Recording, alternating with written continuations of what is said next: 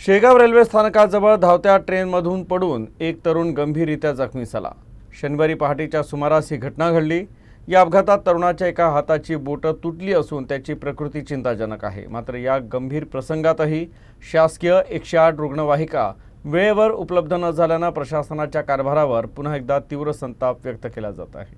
अकोल्याच्या डाबके रोड परिसरातील विक्की वंतडस हा तरुण ट्रेननं घरी जात असताना पहाटे 5:30च्या सुमारास शेगाव रेल्वे लाईनजवळ धावत्या ट्रेनमधून खाली पडला। या अपघातात तो गंभीर जखमी झाला। त्याच्या एका हाताची बोटं कापली गेली आहेत। या घटनेची माहिती मिळताच रेल्वे सुरक्षा बल आणि शासकीय रेल्वे पोलीस कर्मचाऱ्यांनी तत्काळ घटनास्थळी धाव घेतली।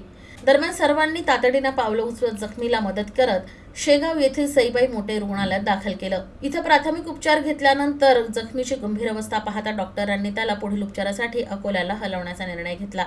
दरम्यान जखमी तरुणाला अकोल्याला हलवताना शासकीय रुग्णवाहिकेची मदत मिळवताना मोठ्या अडचणींचा सामना करावा लागला।